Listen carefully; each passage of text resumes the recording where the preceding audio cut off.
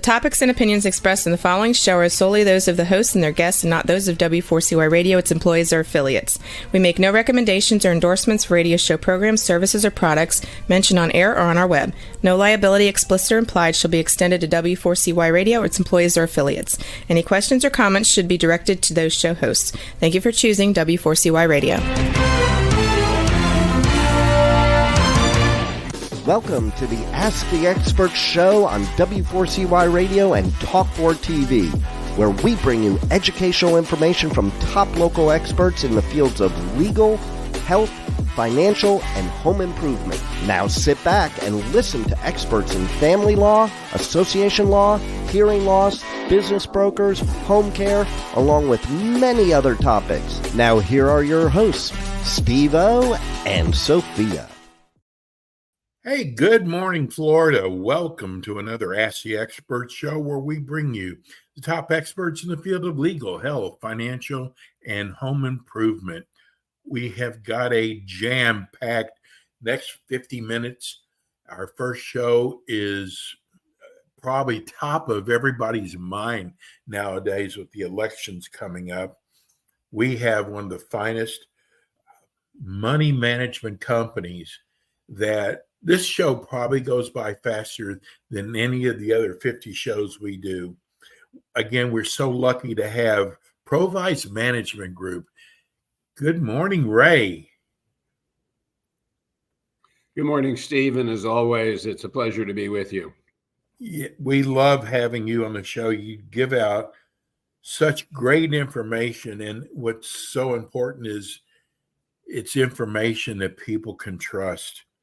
God, this week, Ray, and I want you to tell people about Provise, but God, this week, interest rates are going to be cut by 50 basis points, and it shocked a lot of people.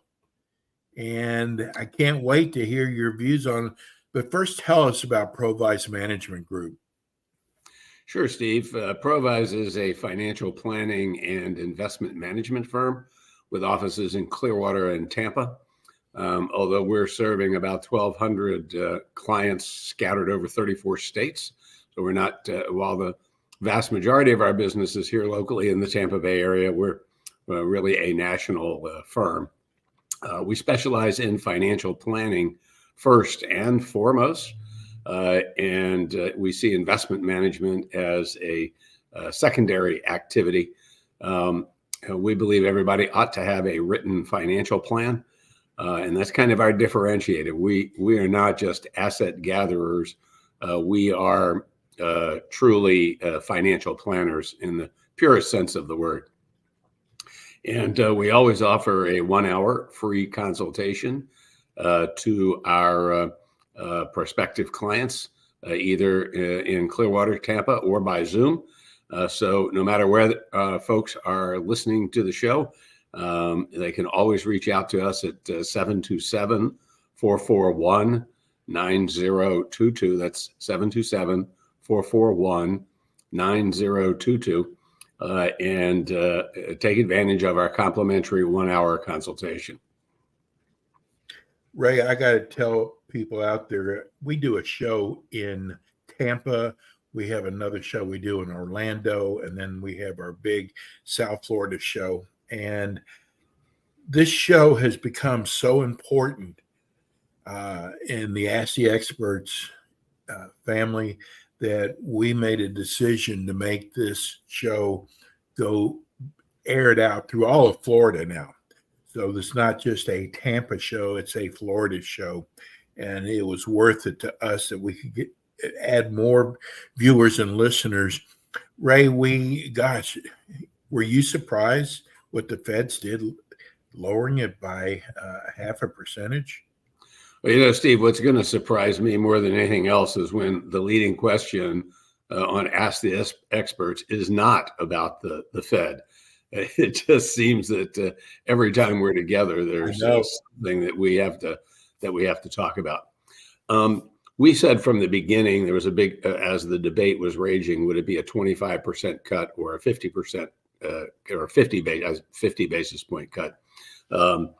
we said from the beginning that regardless of which they did, the fact that they were starting to reduce interest rates would be the most important thing. It would be the first time in 4.5 years that they had reduced interest rates. And when you think what we've gone through over the last 4.5 years, I mean, that takes us well back into President Trump's last year in office. The trajectory of it wasn't nearly as important to us as was the movement to begin cutting rates.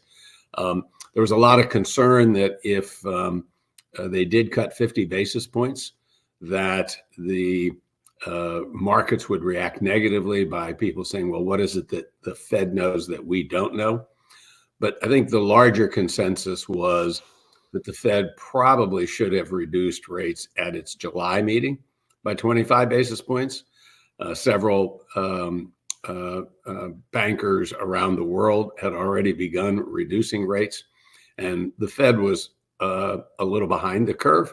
And this was to make sure that they kind of caught up with the rest of the world. So we see it as a good thing. The effects are just as it took time for the effect of interest rates rising.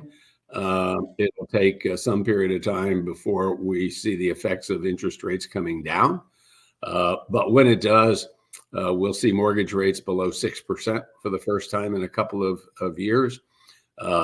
Credit card interest rates will lag a little bit more, but eventually competition will force those to go down. Home equity lines of credit, HELOCs, will become less expensive. Personal loans will become less expensive.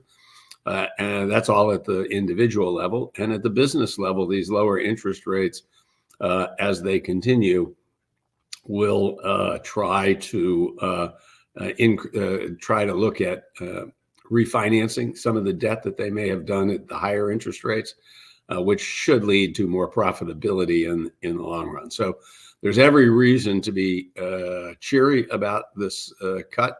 And we would look for another 50 basis points between now and the end of the year, most likely 25 basis points at each meeting. And that's based on the evidence that we have today. But just like the Fed, we're constantly looking at the data, but we think that that's something that's going to continue and probably going to continue into the first couple of meetings into 2025. So all good things. Do not look for 0% interest rates anytime in the near future. That's not going to happen. We're not going to go, it's unlikely we're going to go back there. But if we can find a good balance with the Fed's fund rate being somewhere around 3 to 3.5% by the end of next year, we think that that'll be a nice sweet spot. Still giving them room should the economy stumble to lower interest rates, but not high enough to hold it back. Well, I think you kind of just answered my next question. A lot of these letters that we're receiving, Ray, people are concerned that this interest rate cut was how to say it, election. It was not, it was, they came and said, we got to get these rates lowered before the elections. But from what you're saying, it doesn't have anything to do with the election. Steve, I have a lot of faith in the Fed's ability to remain apolitical. It takes, in my opinion, it takes a strong conspiratory approach to the Fed to think that they're playing politics. The fact is, they should have done it in July. They caught up now. It's not going to affect the economic numbers between now and the election in any way. Psychologically, it may have an impact on some people, but it's not going to help the economy in that short period of time. So no, I don't see it as political with what they did, and I think that they've handled that conspiracy theory very well by remaining very neutral. You know, Ray, I listen to a lot of chat lines, especially with the elections coming up. I want to try to stay as informed as I can. What's so amazing, because I mean, that's the first thing everybody talks about is the economy, is it's so amazing how people, they all have their own thoughts of what both candidates are saying. And they're so far off sometimes. I mean, we all listen to the same thing, but what they get out of it is so much different. And I mean, I just heard a guy last night. It's not important what they were talking about, but the fact is that we just hear things so different depending on if we're a Republican or Democrat.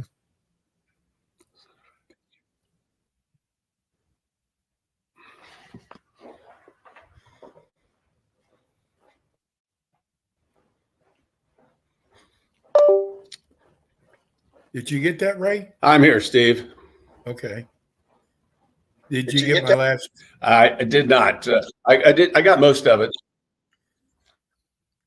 Why? Yeah, I think so. And let me say that I'm moving to a little bit.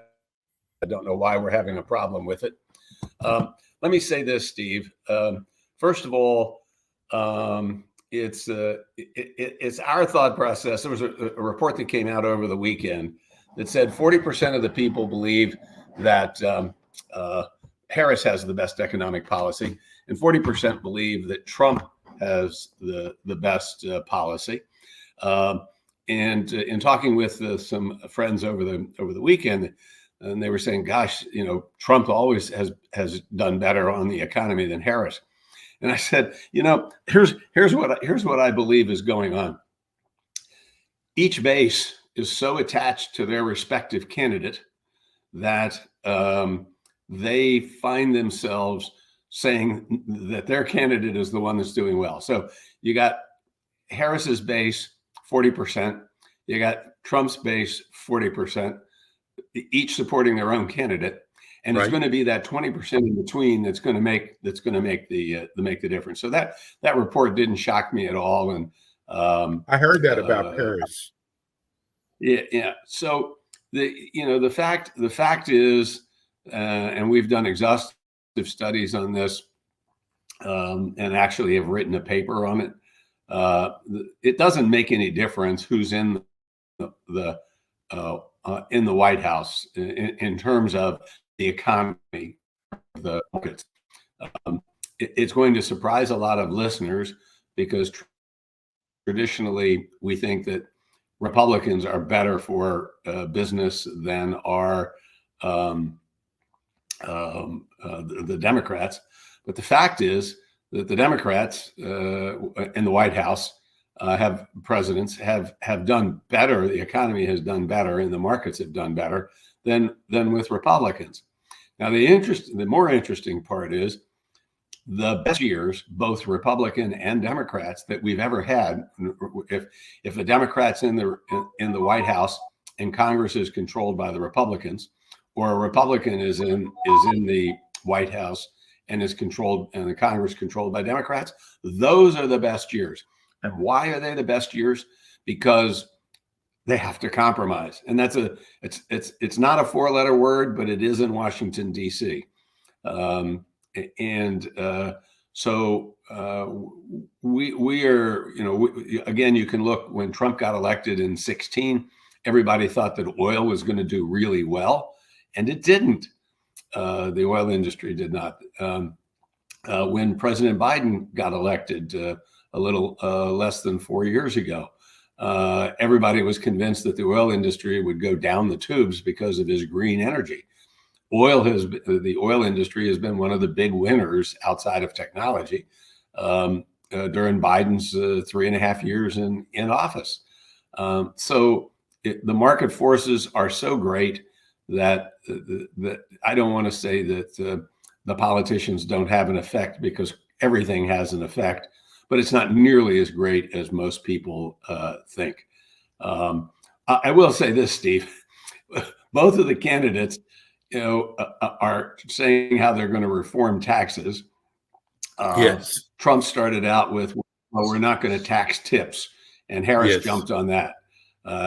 Harris said, we're not going to tax anybody. We're not going to increase taxes on anybody making less than $400,000. They've all come out with these proposals about people not paying taxes. Well, I have a proposal for both of them. And that is, I don't think anybody should pay taxes. We just shouldn't pay taxes at all. I mean, these are silly promises that they're making, just as silly as my statement was just now.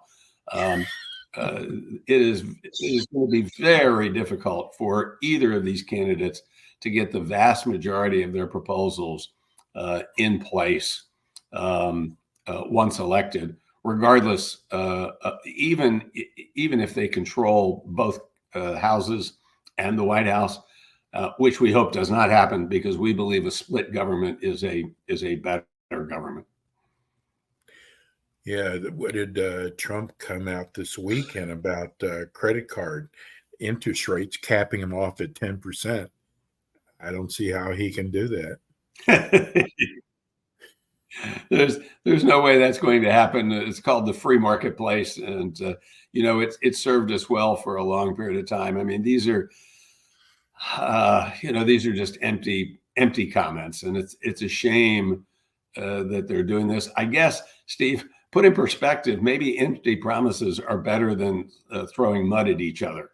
Yeah, that's true. Ray, we try to stay away from politics as much as we can, but now as we get closer to the elections, it's kind of hard to do that, isn't it? It is very difficult to do it. And, we try to remain as neutral as we can. Obviously, we have some strong opinions, and actually it incorporates a little bit of what both candidates have talked about. But as I often say, when people ask me, about it, I say, well, some of my friends are Democrats and some of my friends are Republicans. I just agree with my friends. Very good. It makes it very easy. What there's the word out is that people should get rid of their technical stocks. Do you have clients ask you about that? Well, we have clients in tech stocks. I mean, we do not ignore them. We believe that several of the tech stocks have gotten well ahead of themselves in terms of their growth rates. And when we look at any stock, the question to us is, what do we believe the perceived future value of that stock is going to be? And when you start getting stocks that are priced at a price to earnings ratio that is traditionally for the entire stock market running about 16 or 17, when you get some of these companies that not only are double that amount, but triple or more, the growth that they have to sustain for such a long period of time at those high multiples it's virtually impossible for it to go on forever. Can it go on for a short period of time? The answer is yes, but there's always a reversion back to sensibility. And we've certainly seen that since July, where the tech stocks have come back to a lower level, still not a good level in our opinion for some of them, but have come back to a reasonable level. But we've seen a big rotation into value stocks, dividend stocks that are out there, small cap stocks, and that's healthy for the market. And what we've really seen is the market has continued to go up in spite of the fact that these high flying stocks are actually down since July. In fact, last week we set all-time records for the markets. The futures this morning were up a little bit. Everybody just kind of enjoying the last week. And let's keep in mind, everybody thinks that October is the worst month because of Black Friday, Black Monday, the crash back in 1929. But the reality of it is September is the worst month for the market. And right now, all of the markets are up a little over 1%. With all the volatility that we've had the last 3 weeks, the market is still up. We've got this week to get through, and one day next week to see where we end up. But if we can get through September fairly unscathed, we're going to start to feel pretty good from now until the end of the year, which we will, even if we don't feel, even if September is a down month. We still think the markets will be slightly higher between now and the end of the year, largely because of the interest rate cuts. We just got a text from Craig in Aventura, and he wants to know if you know anything about. God, I think he misspelled this. Apple. Okay. I heard they're having some problems with the new Apple phone. Well, they came out with the phone, and I want to be careful. I don't like to comment on individual stocks in and of themselves. But Apple came out with the Apple iPhone 16. It is. Mm-hmm. But all of the great things that they claim that it's going to have are coming over the next few months. And I'm going to use myself as an example. My phone is currently an Apple 13. And I fully intend to buy a 16. But I don't see any reason to go rushing to get it done right now. Is it a little faster? Yes. Does it have more memory? Yes. Is the battery power a little better? Yes. But I'll wait until the market calms down, and then I'll look at going out and buying a new phone. And I think you're going to see that, particularly as we get in close to the holidays. I think that's where the sales will really pick up. And because there are so many people who still have much older phones, even than my 13, I think there's going to be a lot of people that are going to be finally saying, oh, okay, this is going to be worth the money for me to finally upgrade. And I think we'll see them moving in that direction. So don't count Apple out. Like any great company, they can stumble as well. And that's happening here. But at the end of the day, Apple will come out the other end, we think, in very fine shape. Okay. Let me get this in. Bobby in Venice. He wants to know, given these tax plans, should I convert my IRA in a Roth IRA? So, Bobby, there's a lot of folks that are thinking that if Vice President Harris were to be elected, that if you are in an upper tax bracket today, that you could be in a higher tax bracket tomorrow. There's a couple of problems with that advice. Not that it's wrong, but a couple of things you need to keep in mind if you're going to do that. First of all, we don't know if tax rates are going to go up. So I mean that's kind of number one. And secondly, we don't even know if Harris is going to become president, let alone raise taxes on the ultra wealthy.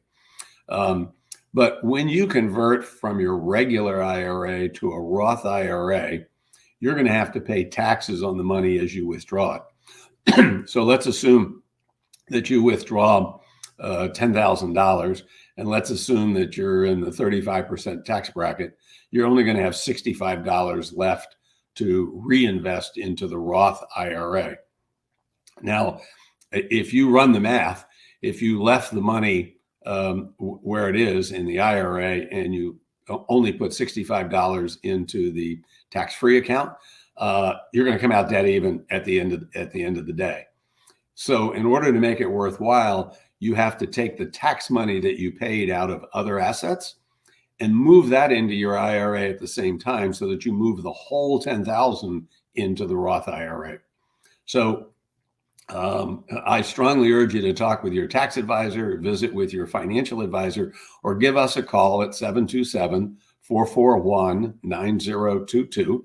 Set up a complimentary 1-hour consultation with us by Zoom or in one of our offices, and we can discuss how it relates directly to yourself.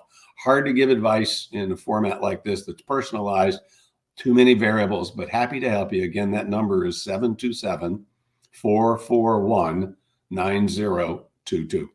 And what's your website, Ray? It's Provise, PROVISE.com, PROVISE.com. And you're going to be back again with us, I believe it's the first week in October. That will be correct, because we still have one more Monday in September. So we'll see you around, I guess that'll be about October 7th or something like that. Yes. Ray, thank you so much. We so appreciate you.